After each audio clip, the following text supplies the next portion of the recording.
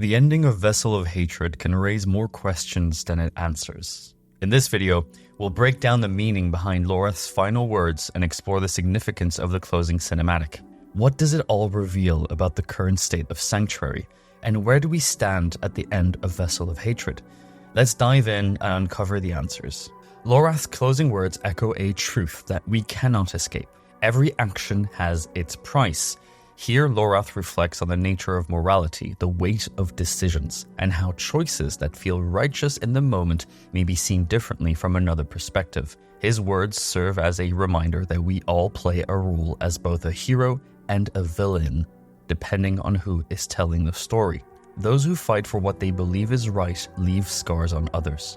The choices we make to protect what we love or to defend our beliefs often cast us as the antagonist in another's life. The example of Urivar highlights this well. This is the one that came to mind. Urivar, at the beginning of Vessel of Hatred, uses the death of Yosef, a priest of the Cathedral of Light, as a reason for the Cathedral of Church to change its ways away from forgiveness, but towards violence and action. For Urivar, the death of Yosef, which happens at the end of Diablo 4, marks us as the villain in his story. The reflections of Lorath on this moment shows how personal vendettas and moral righteousness are tied to perspective. Your actions against Yosef, though made in self-defense, appear to Urivar as unjustifiable murder. The same can be said for Eru's actions. Eru, the spirit-born elder, chooses to betray those closest to him at the end of Vessel of Hatred, believing he acts out of love and duty to protect Nahantu. In his eyes, this choice may seem necessary, even noble. Yet to those he betrays, he becomes the villain, a pawn in Mephisto's grand scheme. What Lorath ultimately expresses is how Mephisto works. The Lord of Hatred manipulates these moral dilemmas, twisting righteous intentions into outcomes that serve him. Eru's decision to betray his allies spares Nahantu from destruction if Mephisto keeps to his word, but it also delivers another victory into Mephisto's hands. The manipulation of good intentions, turning virtue into tools of corruption, is how Mephisto thrives. So, why does Eru betray us? Well, in short, it's out of fear. Fear of the prime evil's unstoppable power. Eru believes that no matter what we do, Mephisto will eventually rise again, and Sanctuary will fall. He sees this as something that just cannot be stopped and decides that accelerating the outcome in exchange for saving Nahantu is the only option. With Mephisto constantly feeding his doubts, it's easy to understand why Eru chooses this path. Wouldn't you, under the same pressure, consider doing the same? Eru's betrayal by stealing the body of Akarat and taking the Soul Stone for Mephisto exposes how the Lord of Hatred exploits the deepest emotions of those who seek to protect what they love. Eru makes a choice that he believes is the only way to protect his people. He turns to Mephisto, making a bargain to spare his homeland from the coming age of hatred. This decision, however, leads to the betrayal of those who trusted him. What begins as an act of desperation becomes a trap, one that ultimately serves Mephisto's ambitions. Lorath also mentions the impact of the decisions you made in Hell back in Diablo 4's campaign. Let's talk about that. The decision to imprison Mephisto in the Soul Stone and the act of killing Lilith both felt necessary at the time, but their consequences are far-reaching. First of all, imprisoning Mephisto in the Soul Stone appeared to be somewhat of a victory, a way to contain his evil. However, Mephisto is not so easily confined. His essence, now tied to the Soul Stone, continues to corrupt those who come in contact with it, particularly Neyrelle. Unknowingly, Neyrelle becomes a vessel for Mephisto's influence as she travels through Sanctuary. With the Soul Stone in her possession, she spreads Mephisto's corruption wherever she goes. The people affected by this may not see Neyrelle or her allies as saviors.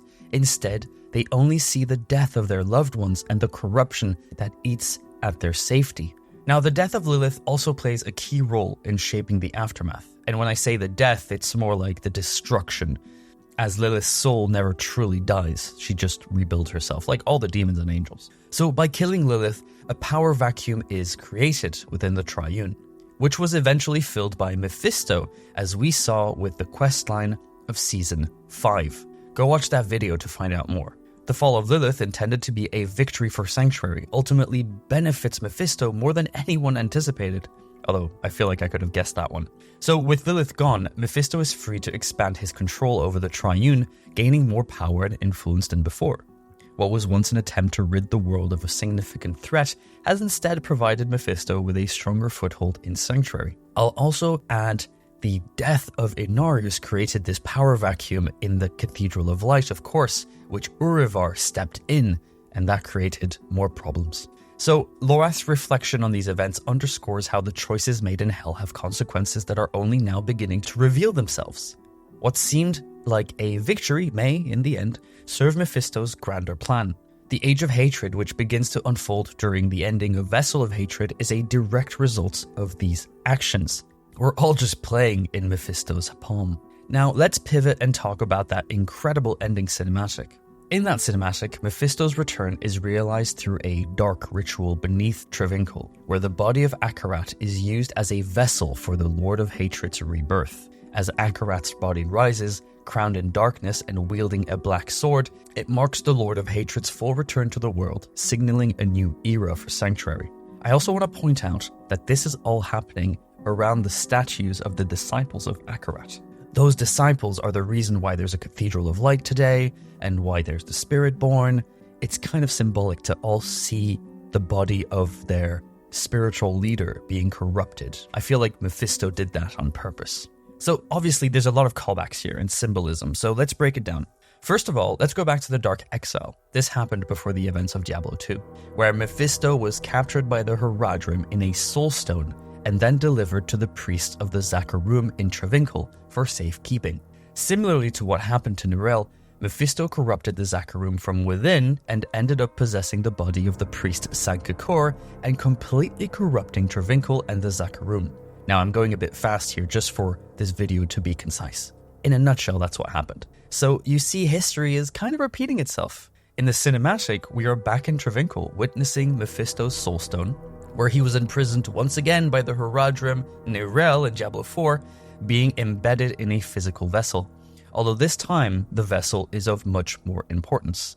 This moment where Mephisto claims Akarat's body is more than just a physical resurrection. It is the continuation of a pattern seen throughout history. Mephisto corrupts from within, turning figures of faith and hope into instruments of his will. The ritual echoes that history, but this time the stakes are higher. Akarat, unlike Sankakor, is a figure of much greater significance in Sanctuary's religious history.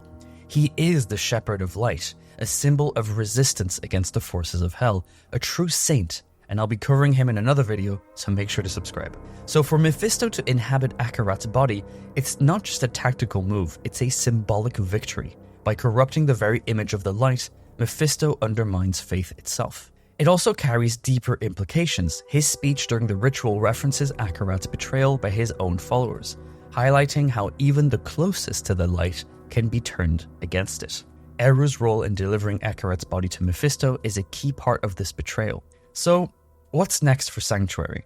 Mephisto's reference to the wolf rising anew suggests that he intends to walk amongst humanity once again, perhaps in a guise that allows him to further manipulate those who seek the light. Now, whether Mephisto will disguise himself as a figure of the light, using Akarat's image to deceive the faithful, or reveal his true demonic form remains uncertain to me. What is clear, however, is that his rebirth in Akarat's body grants him a unique power, both physical and symbolic, that could deepen his hold over Sanctuary. Imagine, if you will, if Jesus himself was to come back in this day and age, but behind his eyes was the devil himself. How many do you think would see through the deceit? How many would blindly follow him? And what horrors would they do in the name of their savior? So no matter which path he takes, the effects of Mephisto's rebirth will be felt throughout the world. Mephisto's presence, concealed behind a familiar and trusted face, ensures that no one is safe, not even those who cling to the light for salvation. I'll finish this video with my thoughts about the campaign and the ending, and I'll keep it short. On one hand, the idea of Mephisto coming back in the body of Akarat is a concept I really like. On the other, I wasn't a huge fan of how we got here. For a paid DLC, I think we deserved a lot more of a payoff. If anything, potentially another act of a story where Mephisto is completely stopped with an incredible final boss fight would have kind of made it worth it. Now, if I could change anything about Vessel of Hatred while still making sure it all makes sense, off the top of my head, I would keep most of the first half of the campaign. I actually really enjoyed it. But once you get to Nirel in Travincal for the first time, I would have loved for us to think we saved her then and there, only for her to stab herself with the Soul Stone in a gnarly cinematic as we watch her body contort and break as Mephisto takes over. Then we could have spent the rest of the campaign fighting off some lesser evils with a climactic battle against Mephisto. And to tie Akarat into this, towards the end of the campaign, I would have had a cinematic where we see Bale preparing himself for a comeback, and you think all is lost, but then you see Tyrael finding the tomb of Akarat, which would explain why he hasn't been in the game so far, and see Tyrael elevating Akarat to an archangel and building an army to save Sanctuary from Bale. And just like that, boom, that's a great ending to a DLC campaign. Well, that's what I think anyway. You can have that one for free, Blizzard. Let me know what you think of it in the comments. Thank you so much again for watching this video, and we'll see you in the next one.